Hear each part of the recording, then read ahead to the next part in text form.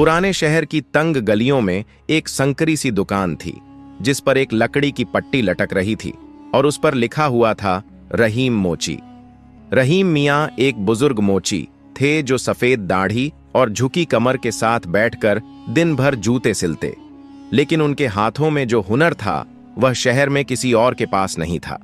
उनके सिले हुए जूते महीनों चलते और उनके हाथ से चमड़ा भी नए जैसा दिखने लगता। रहीम मियाँ की खासियत सिर्फ उनका हुनर ही नहीं था, बल्कि उनकी ईमानदारी भी थी। उन्होंने कभी भी हराम की कमाई को हाथ नहीं लगाया था। लोग कई बार उन्हें रिश्वत देने की कोशिश करते, नकली चमड़ा लाकर असली बताने को कहते, लेकिन उन्होंने कभी झूठ और धोखाधड़ी को अपने करीब नहीं फटकने दिया। रहीम मियाँ का जीवन बहुत सादा था। उनकी बीवी का इंतकाल हुए कई साल हो गए थे और उनका एक ही बेटा था, अमर, जो पढ़ने में होशियार था। रहीम मियाँ चाहते थे कि उनका बेटा पढ़ लिख कर एक अच्छा इंसान बने और अपनी मेहनत की कमाई से अपना घर चलाए, लेकिन गरीबी आसान नहीं होती। एक दिन जब रहीम मियाँ की दुकान पर ग्राहकों की कमी थी और घर में खाने के लिए बस थोड़ा ही आटा बचा था, तभी एक अमीर आदमी उनके पास आया। वह बहुत ही महंगे कपड़े पहने हुए था और उसकी आंखों में तकब्बुर झलक रहा था। उसने रहीम मियाँ के सामने एक चमचमाते जूते रखे और कहा, इनकी मरम्मत कर दो, लेकिन ऐसा दिखना चाहिए कि ये नए हों। मैं तुम्हें दोगुनी कीमत दूंगा। रहीम मियाँ ने जूते उठाकर देखे। चमड़ा तो सड़ा हुआ था और उसे नया दिखाने का मतलब था कि ग्राहक को धोखा देना। उन्होंने धीरे से कहा, साहब, ये जूते अब नहीं चल सकते। मैं इन्हें सुधार तो सकता हूं, मगर यह नए नहीं दिखेंगे। अमीर आदमी गुस्से में भर गया। उसने जेब से मोटी रकम निकाली और टेबल पर पटक दी। ये ले लो और जो कहा है वही करो। रहीम मियाँ ने पैसे को वापस उसकी ओर सरका दिया। साहब, मेरा काम ईमानदारी से करने का है। मैं अपने हलाल रोजी में हराम की मिलावट नहीं करता। अमीर आदमी बुरा भला कहता हुआ वहां से चला गया। रहीम मियाँ ने गहरी सांस ली और अल्लाह पर भरोसा करते हुए अपने काम में लग गए। उन्हें नहीं पता था कि यही उनका पहला इम्तिहान था और अब अल्लाह उनकी रोजी में एक अनोखी बरकत डालने वाला था। रहीम मियाँ उस दिन देर रात तक अपनी दुकान पर बैठे रहे। दुकान में कोई खास ग्राहक नहीं आया था और जो दो चार आए भी वे छोटे मोटे काम ही करा कर गए। जेब में बस थोड़े से पैसे थे, इतने कि मुश्किल से घर के लिए आटा, थोड़ा दाल और चाय पत्ती ही आ सकती थी। घर लौटते वक्त उनके मन में ख्याल आया, काश मैंने उस अमीर आदमी का काम कर लिया होता तो आज ज्यादा पैसे मिल जाते। लेकिन फिर उन्होंने खुद को समझाया, नहीं रहीम, हराम का एक भी पैसा तेरी बरकत को मिटा देगा। अल्लाह पर भरोसा रख। जब वे घर पहुंचे तो उनका बेटा अमर इंतजार कर रहा था। उसने मुस्कुराते हुए कहा, अब्बू, मैं सोच रहा हूं कि कुछ ट्यूशन पढ़ाने लगूं, इससे घर में थोड़ी मदद हो जाएगी। रहीम मियाँ को यह सुनकर खुशी हुई, लेकिन उन्होंने बेटे के सिर पर हाथ फेरते हुए कहा, बेटा, हलाल रोजी के लिए जो भी करना हो करो, मगर यह ध्यान रखना कि इसमें किसी का हक न मारा जाए। रात गहरी थी, लेकिन अल्लाह की रहमत जाग चुकी थी। सुबह जब रहीम मियाँ अपनी दुकान पर पहुंचे तो देखा कि एक अनजान बूढ़ा व्यक्ति दुकान के सामने खड़ा था। उसकी हालत खराब थी, कपड़े फटे हुए, आंखों में थकान और चेहरे पर तकलीफ की लकीरें। बेटा, क्या तुम मेरे जूते ठीक कर सकते हो? बूढ़े ने कांपती आवाज में कहा। रहीम मियाँ ने उसके जूते उठाकर देखे। वे इतने फटे थे कि उन्हें सुधारने में समय और मेहनत लगेगी, लेकिन बूढ़े के पास पैसे नहीं थे। रहीम मियाँ ने दिल में सोचा, यह भी तो अल्लाह का एक मेहमान है।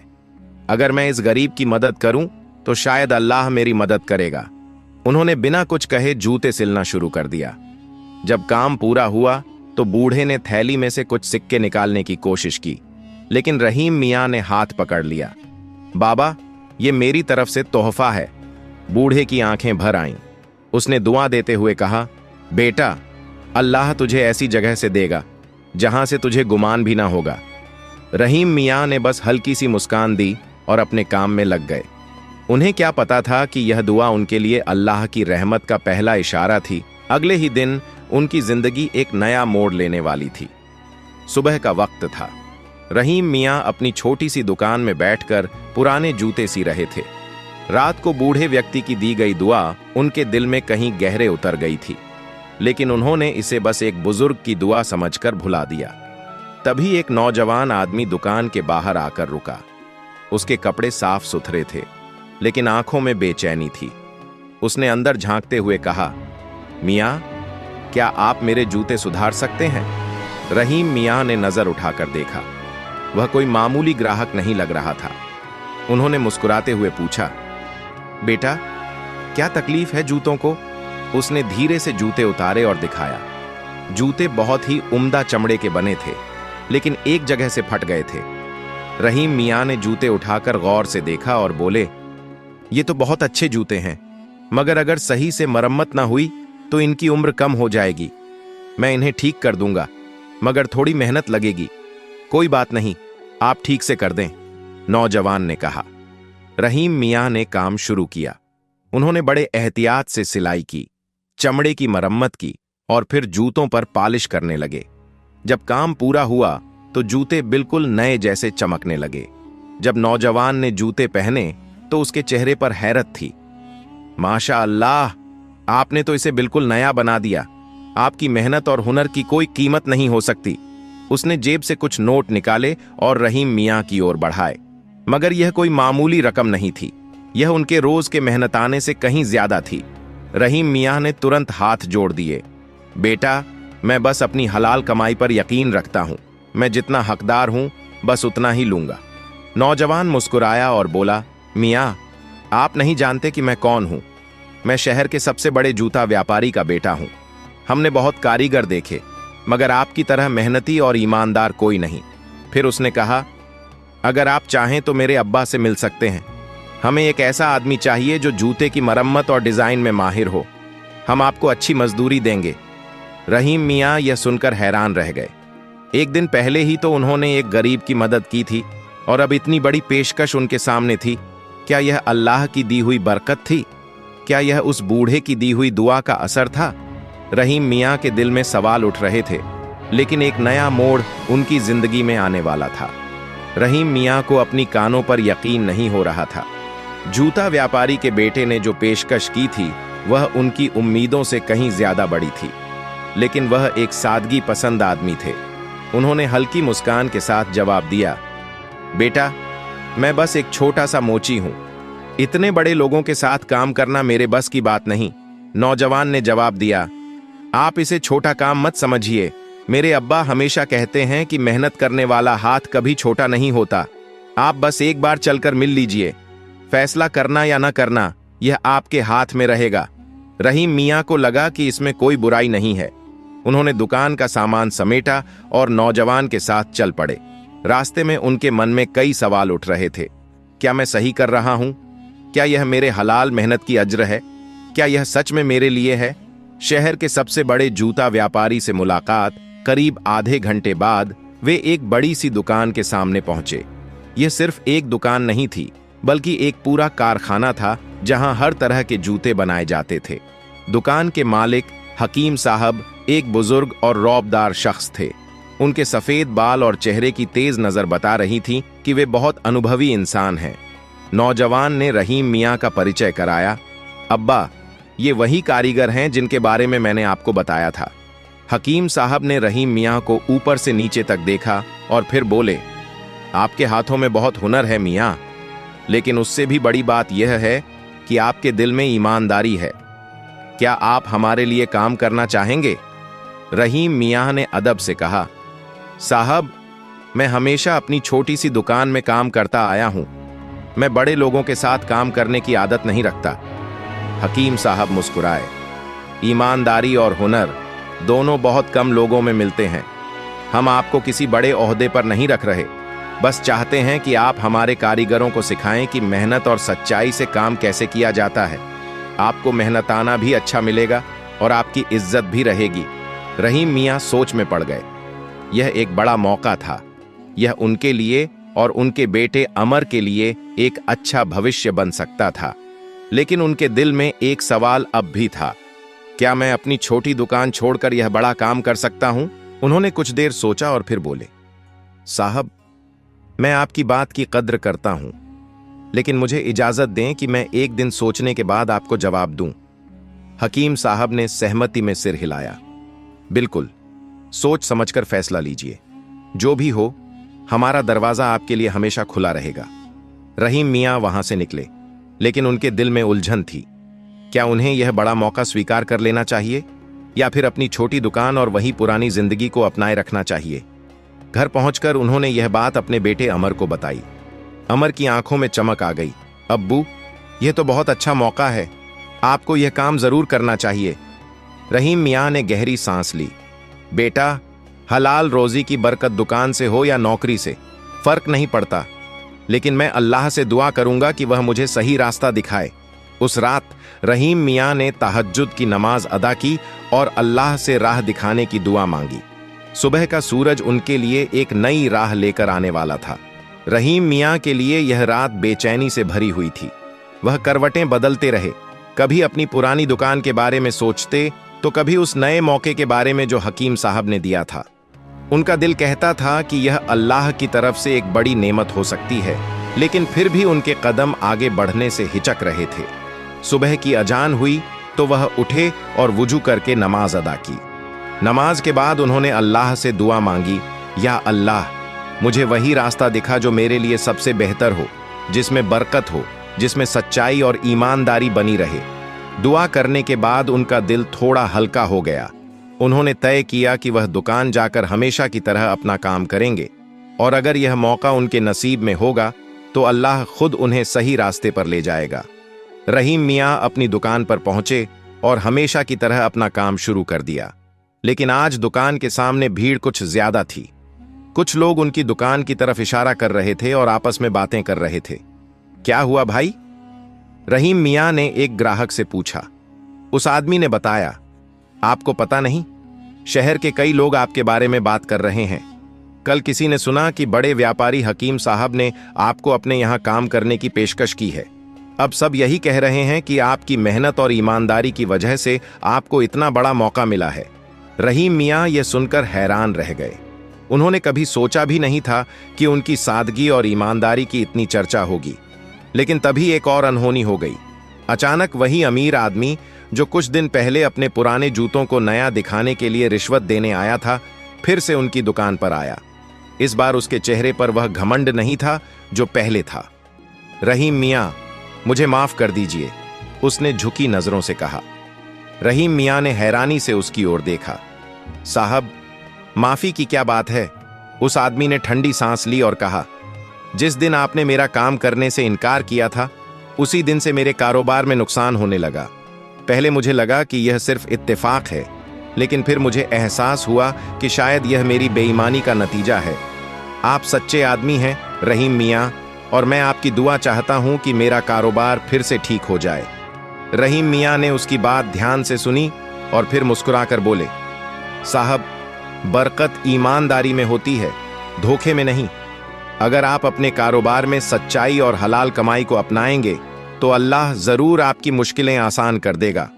वह आदमी शर्मिंदा हो गया और बोला, अब से मैं भी यही करूंगा। मुझे खुशी है कि इस शहर में अब भी आप जैसे लोग हैं। रहीम मियां ने महसूस किया कि शायद अल्लाह उन्हें किसी बड़े मकसद के लिए चुन रहा था। उस दिन उन्होंने फैसला कर लिया, वह हकीम साहब के यहां जाकर उनका प्रस्ताव स्वीकार करेंगे, लेकिन एक शर्त के साथ। शाम को जब वह हकीम साहब के पास पहुंचे तो उन्होंने कहा, साहब, मैं आपके साथ काम करने को तैयार हूं, लेकिन मैं अपनी पुरानी दुकान को भी चलाना चाहता हूं। मैं चाहता हूं कि मेरी दुकान उन गरीबों के लिए खुली रहे जो महंगे जूते नहीं खरीद सकते, जो मेहनत से जीते हैं और जिनके पास ज्यादा पैसे नहीं होते। हकीम साहब ने उनकी बात सुनी और फिर उनकी आंखों में एक चमक आ गई। रहीम मियां, आप सच में एक नेक दिल इंसान हैं। आपकी शर्त मुझे मंजूर है, बल्कि मैं खुद आपकी मदद करूंगा ताकि आपकी दुकान और भी अच्छे से चले। रहीम मियां की आंखों में आंसू आ गए। अल्लाह ने न सिर्फ उन्हें एक नई राह दी थी, बल्कि उनके पुराने काम में भी बरकत डाल दी थी। अब वह सिर्फ एक मोची नहीं थे, वह एक मिसाल बन चुके थे। लेकिन उनकी यह नई जिंदगी और भी बड़े इम्तिहानों से गुजरने वाली थी। रहीम मियां के लिए यह एक नई शुरुआत थी। अब वह हकीम साहब के कारखाने में भी काम कर रहे थे और अपनी दुकान भी चला रहे थे। उन्होंने तय किया कि वह गरीबों की मदद के लिए अपनी दुकान को खुला रखेंगे। कोई भी गरीब इंसान जिसके पास जूते मरम्मत कराने के पैसे न हों, वह बेझिझक उनके पास आ सकता था। धीरे धीरे उनकी दुकान की शोहरत बढ़ने लगी। लोग उनके हुनर की ही नहीं बल्कि उनकी ईमानदारी और दरिया दिली की भी तारीफ करने लगे। लेकिन हर नई राह के साथ नई आजमाइश भी आती है। कुछ ही महीनों में रहीम मियाँ की कारीगरी से हकीम साहब के कारखाने की बिक्री बढ़ गई। जो जूते पहले सस्ते में बिकते थे अब अच्छे दामों पर बिकने लगे, क्योंकि उनकी मरम्मत और डिजाइन बहुत उम्दा हो गई थी। लेकिन जब बरकत आती है तो हसद करने वाले भी पैदा हो जाते हैं। कारखाने में कुछ पुराने कारीगर थे जो रहीम मियाँ से जलने लगे। उन्हें यह बात पसंद नहीं थी कि एक साधारण मोची जो कभी एक छोटी सी दुकान चलाता था अब मालिक के सबसे भरोसेमंद आदमी बन गया है। एक दिन उनमें से एक ने हकीम साहब के कान भरने की कोशिश की।